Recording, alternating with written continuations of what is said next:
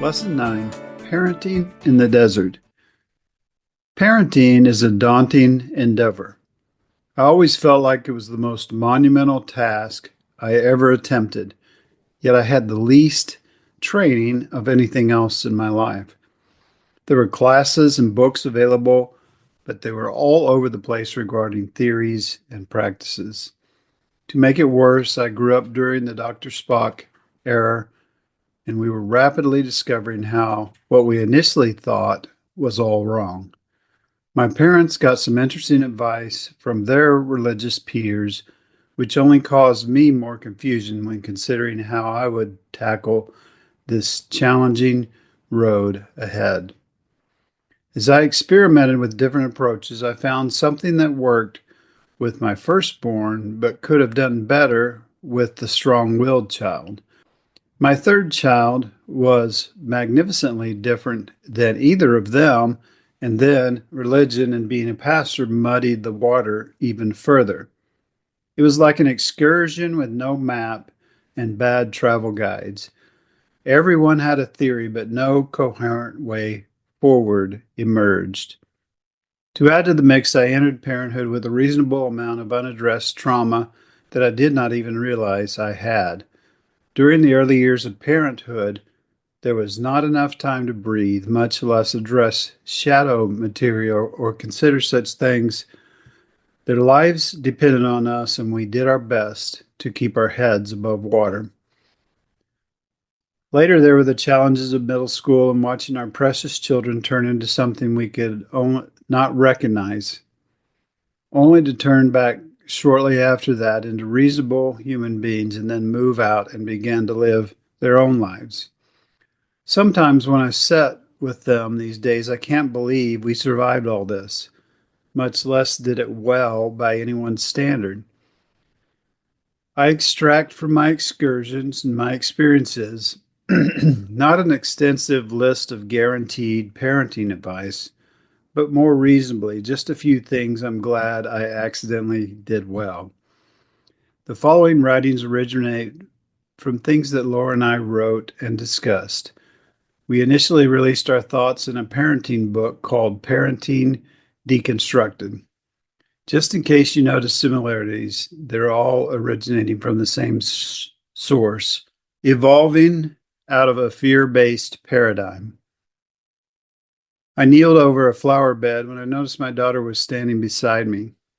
She stood like she wanted to talk, so I sat back on the grass, and Lily faced me directly with her hands on her hips, and then she let me have it.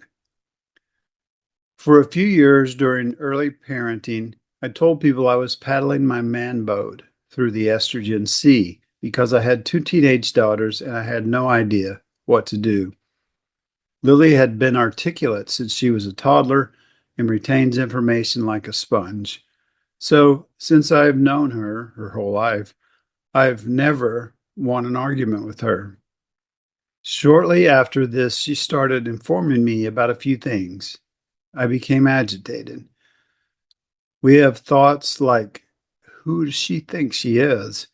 And this incident happened again later, and I had the same initial emotion. I'm glad I didn't say something like, just calm down and we'll talk later. She needed to express what she was thinking, and thankfully I realized this shortly after she began talking. I couldn't comprehend everything she was trying to teach me, but she did teach me that day. She taught me what makes her tick, what she feels, and about her heart. It was a profoundly intimate moment when she became the teacher that I always wanted to be for her. I'm glad that I was able to dodge my initial instincts and hear her emotions as well as her wisdom. At this time, I started to understand some things that worked for us as parents. It would become clarified after I went through deconstruction and our children matured. But I imagine most of the years when our kids were growing, I had a bewildered look on my face most of the time. We received too much advice from people who did not know what would work either. Not only were we learning, what was working, but we were also slowly discovering what never had a chance of maturing into anything viable. Some of these things were rooted in bad theology, some of our decisions were conceived in ignorance, and many were just flawed assumptions and listening to the wrong people. The common denominator in most bad choices is they all originated from fear. Our worst decisions were rooted in fear. I often state that every religion I study begins its theology with what we should be afraid of. It does not matter what the other person is selling. If they convince us to be scared of hell or dying or not being popular, then they can sell us anything. It happens that way often in parenting. We hear a news report that something is happening in record numbers. Other times, a pastor's message might warn us about something we have never even considered, and then we become determined to act or do something about it. When I was a preacher, I did this subconsciously. Influencers know that fear is the most potent motivator, especially for parents. But fear causes us to be reckless in our strategies. Because we fear what might happen, we overemphasize the urgency to fix a problem we did not even know existed yesterday. I was that guy with purity rings after I watched a video that first created fear, then made me feel guilty and prompted me to act as quickly as I could.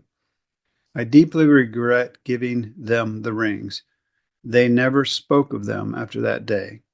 The purity culture used our fears to market an agenda that was traumatizing to women and created more problems than it solved. We were often afraid of what people thought.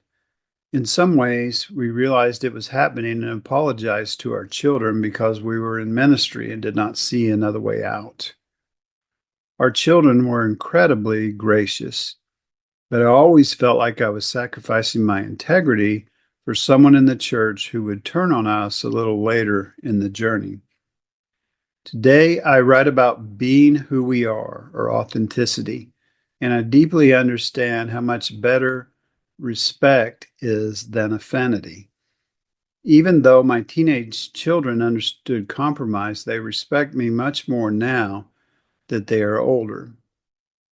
I wish I could have been more authentic for them and myself during their formative years. I do not even attend church now, so I regret much of the activity that I wasted trying to get the congregation to accept me. I could write a book about how fear motivated me to make hasty and unwise decisions in my life and as a parent. Our children understood that we were not perfect, but mostly because we learned to apologize when we got it wrong. Fear is never a good starting place for any decision.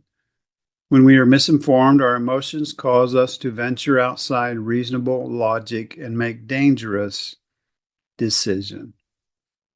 So let's talk about some things that we got right. The first one is learning to be brave. My dad never learned to swim. My grandpa is a person I relate to spiritually in a strange, metaphysical way. I can almost feel him sometimes. But I remember a time when he teased my dad about never learning to swim and about being lazy. It had a profound and powerful impact on me, not because it was good parenting 101, but because of the opposite of what I described above. I did not want to be afraid of anything. As I described above, I often succumbed to my fears, especially when people I admired told me I should be afraid. But after listening to my grandpa and my father, I determined that I never wanted to regret missing an opportunity simply because I was scared. I made 11 skydiving jumps, took karate, and did things like writing books. I had a crippling fear of public speaking, and I overcame it to be an effective speaker and preacher. I traveled overseas and changed careers several times because I did not want to regret what I was afraid to experience. It would be okay if I failed, but it would not be acceptable if I did not try. I was determined to instill this type of bravery in my children. I wanted them to learn to be confident, to answer the phone, to speak in public, and to make their own decisions. So when my oldest daughter, Abby, was young, I started whispering in her ear to be brave. Many years later, I saw a social media post from her that said, "I don't need a man to slay the dragon. I am the dragon."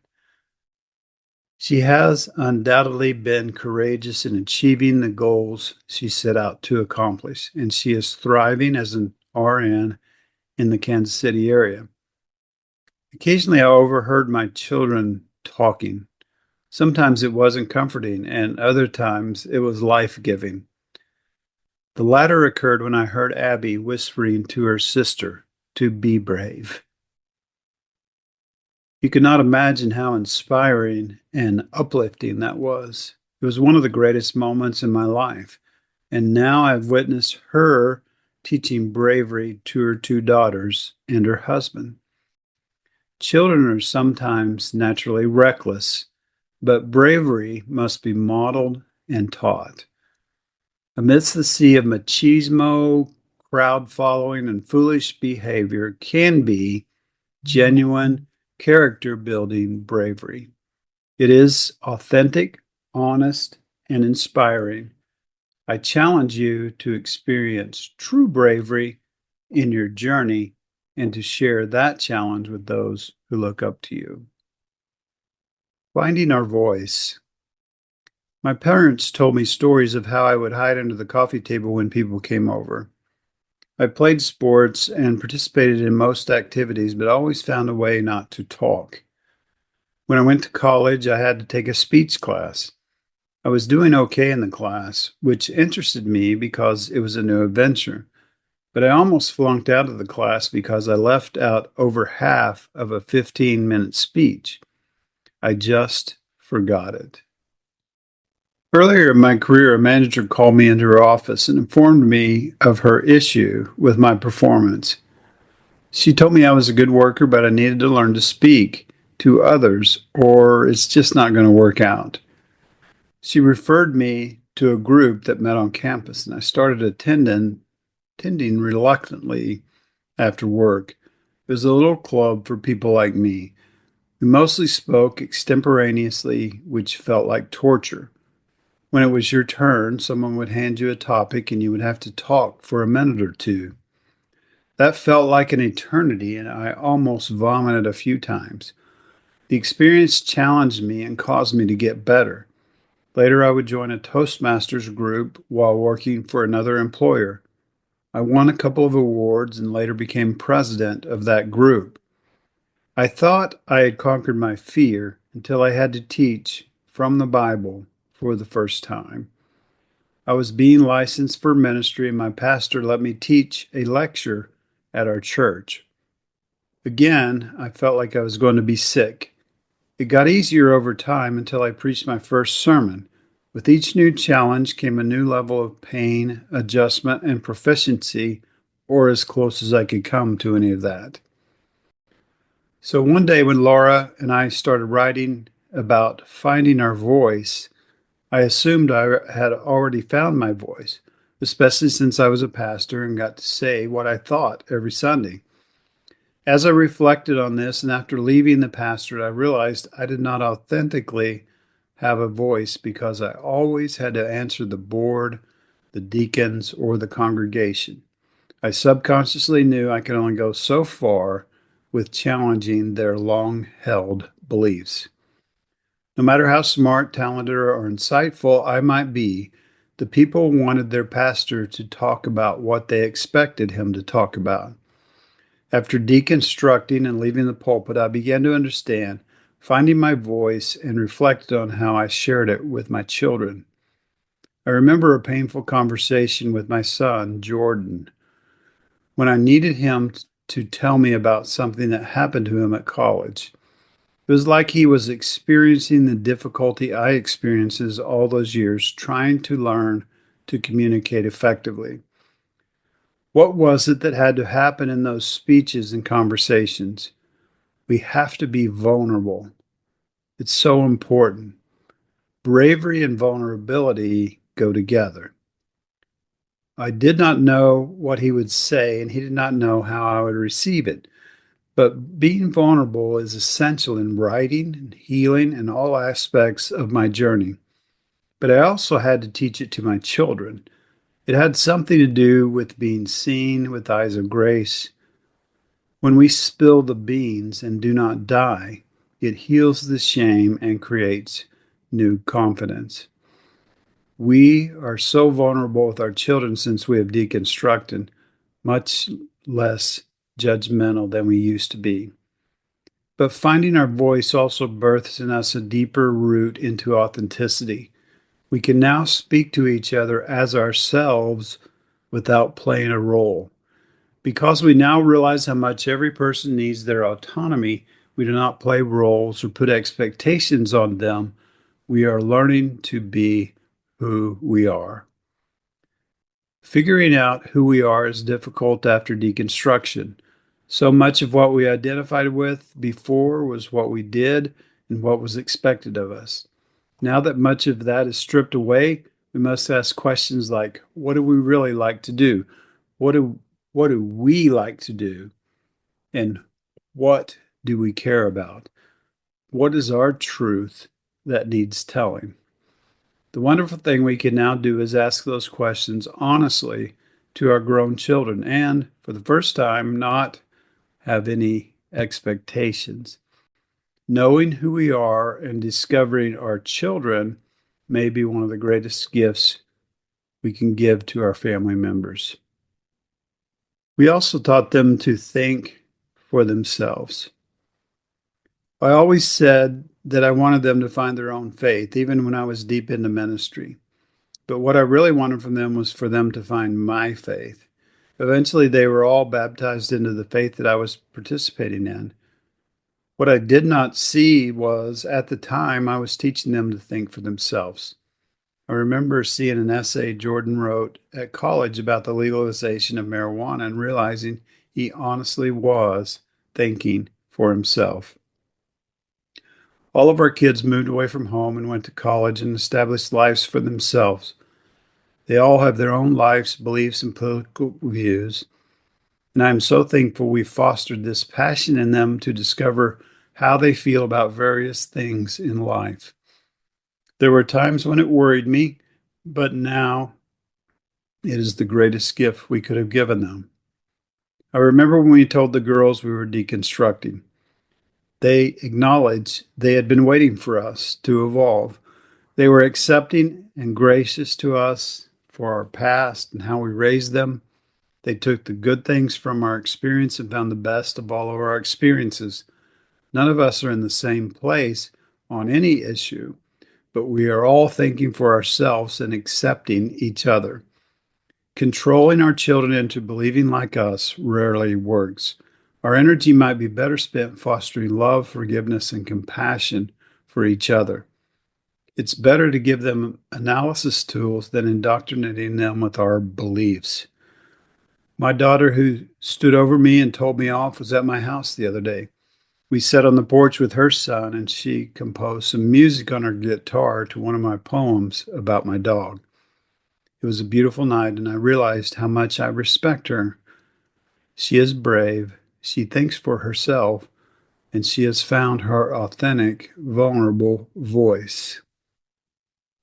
But our relationship would not have been the same if I had not evolved through deconstruction and the work I have done in my shadow. Some of my beliefs were toxic, and I needed to be brave and rethink what was important to me. I have become a much better and more present and authentic dad and papa. Laura and I joke that we want to be like our kids at various times. It is true. Most of the things we thought we cared about when we were young turned out to be unimportant, just desires of our ego and a fear of what others would think. The good things we are discovering now echo what our children are finding. We are on a brave, exciting journey that includes our children. We hardly ever agree totally, but we have tools of discovery that'll lead us to where we should go. Validating our child's emotions. I started teaching later in life. but I have refined my classroom management skills. So I always feel like I am in control and moving toward valuable objectives. At the time of this writing, I teach second grade at a rural elementary school. And even though the challenges are varied, they are predictable. I can usually guess what children will say under most circumstances, and little surprises me anymore. But when the children were playing with Legos, one of my students blurted out, "I'm stupid." I pulled him aside and quickly reassured him, "No, you are not." He argued that he was sure he was because someone in his family informed him of that. My heart broke, and I realized I had not responded appropriately to this young fellow. We often react to heartbreaking situations like this the best that we can. We want to rescue them quickly. We see them in danger and we need to save them, even though their misunderstanding is deeply rooted in their own experience. However, we cannot always rescue them or even help them immediately. If the person they care about most thinks they are deficient, they will think less of themselves than they could. While we do not want them to feel these negative emotions, the real problem may be our discomfort. If our children or student feels terrible about themselves, it reminds us of how we sometimes felt inside and were treated in our early days. But this young man in my classroom did not need me to rescue him or tell him the correct answer. He already believed the lie propagated by the person he cared about. He may not have wanted it to be true, and he may not have been happy about it, but he believed it because of who told him. What did he need from me that I did not give him? Before I said anything else, I could have validated his feelings. The simplest way to do that is to repeat what you hear. When he stated that he felt stupid, I could have said something like, "So you feel stupid? That must be really hard for you." There is no need to agree or disagree with him initially. We are discussing how he feels, not how I perceive the situation. We must acknowledge his feelings and recognize where he is emotionally. When my husband and I are doing a focusing session with someone, we often help them say how they are feeling. They will eventually say, "A part of me feels." After they express how they feel and where they feel it, we do not tell them they should or should not feel that, or whether we agree with how they feel. We just repeat it back to them. We say, "So a part of you feels."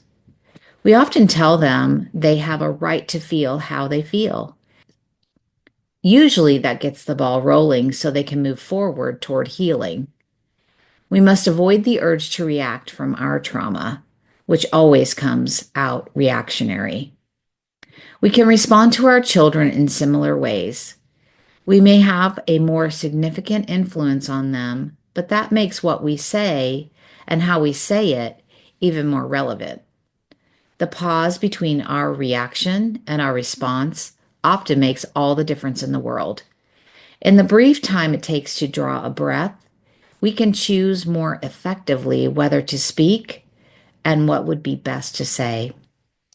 As I mentioned before, we do not want them to feel pain, and we desperately try to rescue them from it when we can. I remember when my children experienced physical pain, and I always went to them immediately, and I did what I could to alleviate it. It is much the same reaction when we see them emotionally hurting. Our initial reaction may be to rescue them from feelings of unworthiness and find a quick fix to their problems. But often it makes sense to do something a little more deliberate and pursue a more thoughtful approach. Indeed, there are life-threatening situations, so we have the basic instinct to act quickly. But most things are not life or death, and they will benefit from a deliberate, thoughtful response. My job initially was not to judge how they felt, but to hear it clearly. The best way to acknowledge how someone feels is to ask them, "How do you feel?" and then repeat it to them. I was so surprised the first time I did this with someone. It meant so much more than me hurriedly trying to imagine a solution for them. Most often, people and children respond with more information, beginning with, "Yeah, and," where they dive deeper into the cause and reasons that they feel that way. Given enough time and care, they may even be able to devise their solution to how they feel without us having to imagine one for them. Especially with younger children, we may have to help them recognize emotions they have trouble verbalizing. Often we could say, "Does it feel more like this or more like that?" Even if the answer is icky like, go with the answer they determine is best, but keep trying to help them with the vocabulary. It is essential not to presuppose what they are feeling. Many times, my children surprise me with their understanding. They may not have had the vocabulary, but they are experts at how they feel and think about that more than anything else. We must take the role of an observer, and anything we can do to remind us to stay in that role is helpful. Breathing deeply helps us pause and listen long enough for them to form their next thoughts. We might ask, "How does that make you feel?" Or "How do you describe your feelings?" I cannot emphasize enough how important it is to pause and make sure you are not advising until they have thoroughly explored the depths of what they feel and what they think that feeling is telling them. Listen, ask questions, and breathe. We do not just get these negative messages from parents, they also come from other groups, including religion. Children gain clarity about their feelings and desires when we verbally reflect on them. But different messages and even trauma are introduced from the messages they are hearing from others. The next way to penetrate the messaging we all receive is to ask, "How do you feel about that?" This helps us understand how they have processed what they have heard and whether it is a positive or negative impact. With good caregiving, we may help them avoid the trauma they otherwise would have faced. Our children have forgiven us for most of our mistakes, but it might have been better not to make them in the first place. I hope you learn to be proficient and pause after the initial shock long enough not to react and to respond with better questions. Learning to understand and validate your child's feelings may be one of the superpowers parents have been searching for.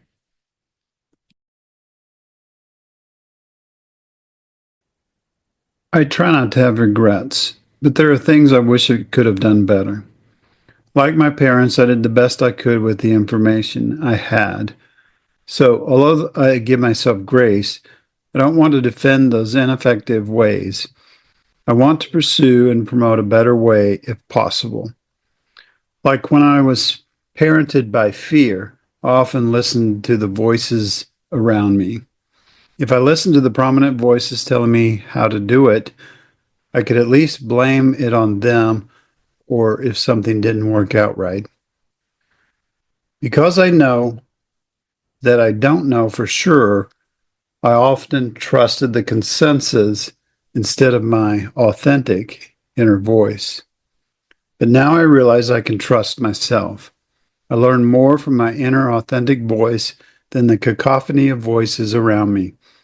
It takes more patience, and I must first tune out all the noise of my world.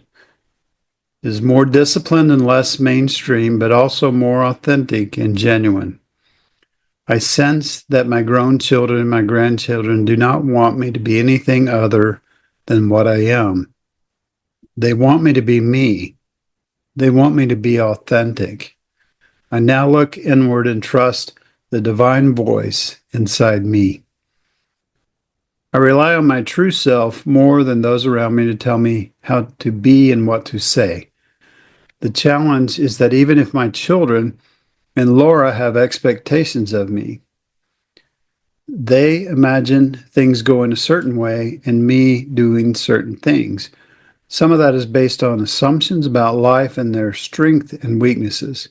But my best move is to access the divine inside me and proceed from my authentic self. It's best for me to be me and to trust myself. It's best to be genuine. Even though it makes me vulnerable, it not only is best for me, but it's also the best for them as well. Our children have always been gracious about mistakes, probably because we asked for forgiveness and told them we were sorry. They could forgive us and learn from our mistakes. But if we can avoid it, I hope we can pursue a better path in the future.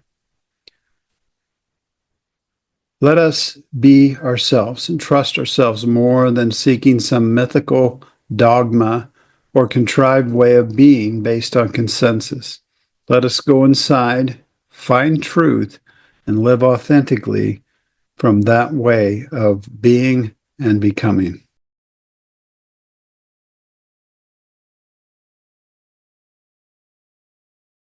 Okay, so let's have a little discussion about this portion that we just did. So, in your opinion, did religion make parenting harder for us?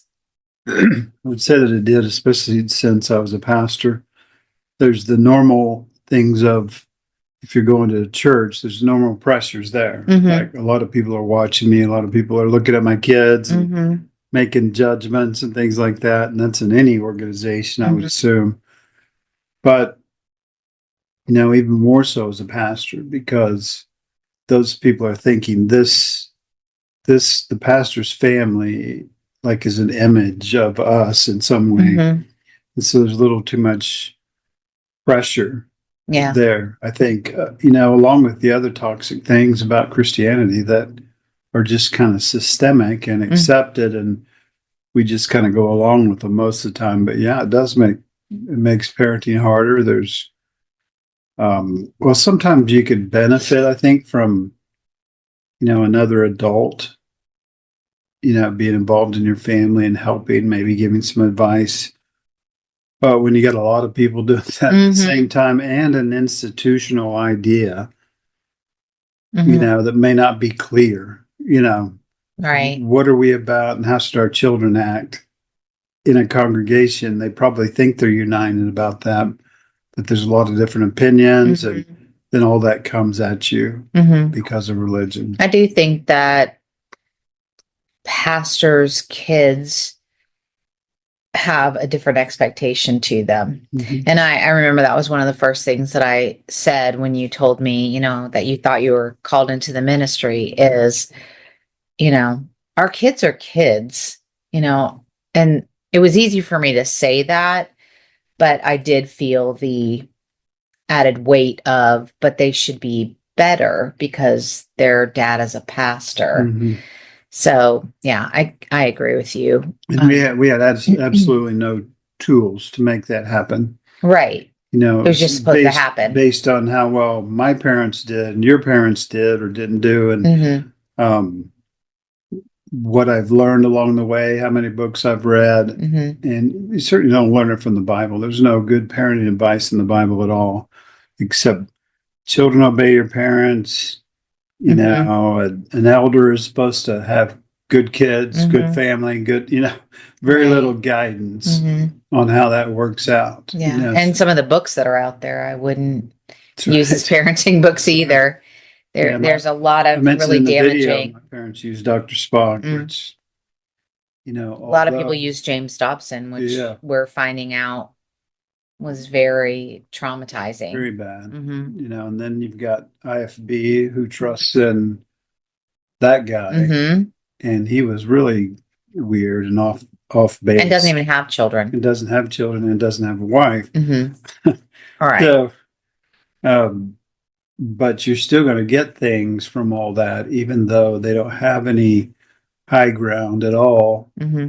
to give that advice to you. Right. And I almost think, and I hope it came out in the video, that parenting is something you just have little or no uh, real wisdom going in. Mm, for sure. We think we know everything after the first one, or Mhm.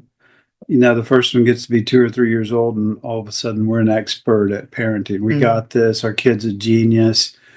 Yeah. Until Yeah. he goes to school, and then um, it's just a thing that's so important.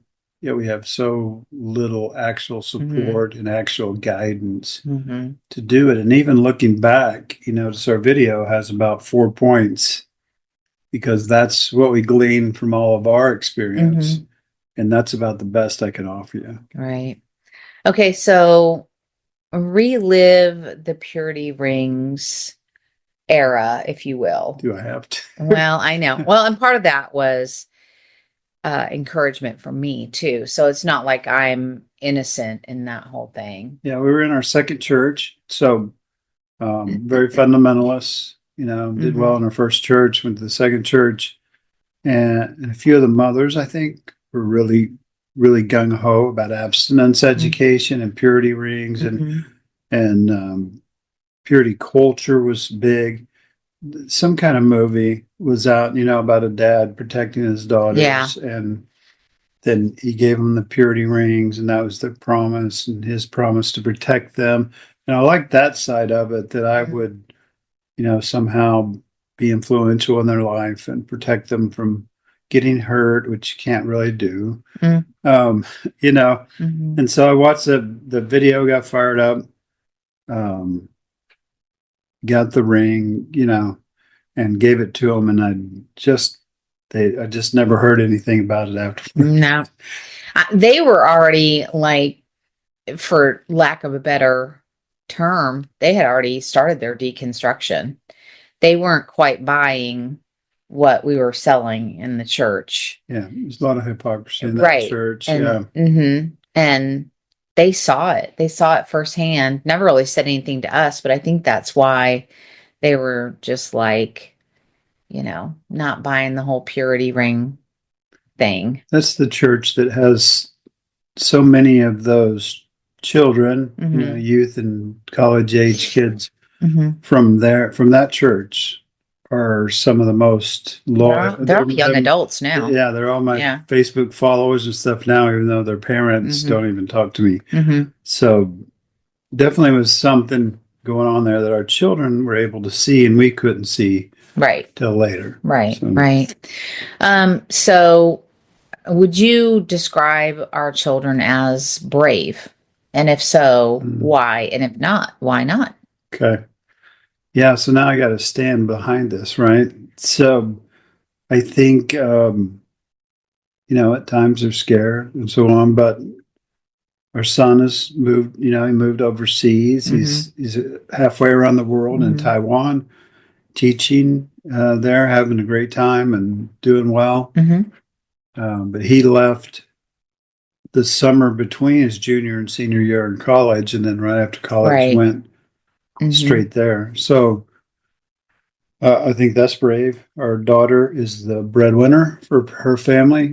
Right now. RN, yeah. And that's their situation right now, and she's doing well. She offered a promotion, decided she wanted to be with babies. She's doing what she wants to do. And our youngest daughter, has been through a lot more than I've been through in my life, and she's continuing to move forward, heal, and understand and regroup. And so, yeah, I'd say they're all brave. And I think that being brave doesn't mean you're not scared. Right. Doesn't mean you don't make mistakes. I think it means what you said, and it means that you find what works best for you, your life, your family, your situation, and you continue to move forward. Yeah. I don't think it means that you're never scared. Right. Or you never have doubts, because I just think that's just a part of life. Yeah. I would say if you're not scared, that's bad. Yeah. Because, that's kind of psychopathic in a way. I'm not afraid of anything. Mm-hmm. Well, you should be, because there's some dangerous things in the Right. world. Mm-hmm. But if that fear, keeps us stalled and keeps us from trying things and moving forward. Mm-hmm. So we had to kind of little by little say, I want to, when we had a phone on the wall, answer the phone, be brave, Back in the day. or call somebody, Mm-hmm. Mm-hmm. and things Yeah. like that. You just start with little things, and then you have to trust them, and Right. that's what they're wanting. Mm-hmm. That's what teenagers say a lot. You don't trust me. You Mm-hmm. don't trust me, and part of us says, well, we shouldn't trust you, but we have to. Mm-hmm. Mm-hmm. Even if they're going to make a mistake, and even though if it makes them vulnerable, mm-hmm. You can't protect your children to the point of them not ever being vulnerable, Mm-hmm. because then they can't be brave themselves. Right. Right. Do you think we're still finding our voice even at this stage of our lives? Mm-hmm. Mm-hmm. Absolutely. Yeah. So, how do we help? So, if we're still finding our voice, and I totally agree with that, how do we help other people find their voices, even in the midst of finding our own voice? I think it's deeply connected to finding out who you are. Mm-hmm. Because how do you know what you're going to say if you don't even know who you are? Mm-hmm. And again, religion muddies that a lot, because we become a part of the collective. We become a part of the pastor's goal and Mm-hmm. the church's goal and the church's activities and what the pastor wants us to do. So we lose ourselves Mm-hmm. in religion, right? Yeah. We sometimes lose ourselves in high control families. We get small. Mm-hmm. But when we know who we are, Mm-hmm. and that's overcoming the PTSD of religion. Mm-hmm. The first order of business is to find out who you are. Mm-hmm. And people can make fun of that all they want and say, oh, you're finding yourself. That's really cool, Yeah. But there's a deep thing about that I think is really important. You have to find out who you are. Mm-hmm. And until you know who you are, you don't know what you should do. Right. So, right. Yeah, I agree. I answered your question. Yeah, I think so. Yeah. So overall, do you think we did a good job as parents? There's probably 100 things I wish I did different. Yeah. I do think, though, that I think one of the things that we've been able to do right is apologize for the things that we did that It's really important. could have been hurtful to our children. So I think when you're able to apologize for those things, then that brings healing and that brings connectivity and all those things that we hope to do initially as parents. But like you said, there's not a playbook. Situations arise and we just do the best that we can with the information we have. But when we know better, we do better. So yeah, I'm really proud of our 3 kids, what they've done, what they're doing. And I learn from most of them, a lot of the time. So did we do a good job? I think there were times, like I think in the moment we thought we were doing a good job, right? Right. But I mean, looking back, you can see where, we probably did things that, like you said, going back, we would not do if we could do it again. And so, looking back though, I would say, and it just sounds so cliche as many times as we say it, that it's all about fear and control. And when we're afraid and we try to control, we may get an immediate result. Right. But I maybe have been too harsh with my children just because I'm afraid that something's going to happen or somebody's going to find out they were doing something wrong or then, whatever. That fear causes me to control, and control gets an immediate response, but it doesn't develop good human beings. Right. They need you to deal with your fear, right? And when you deal with your fear, that's what teaches them to be brave, right? And things like that. Right. And to admit to them, I'm a little afraid of this, but I'm going to do it anyhow. And I'm not so afraid of what the congregation thinks that Mhm. I'm going to let you down. Mhm. You know, I'm going to try to treat you as a child of mine, Mhm. not a child of the congregation. Right, And right. so, you know, all that stuff works together somehow. Mhm.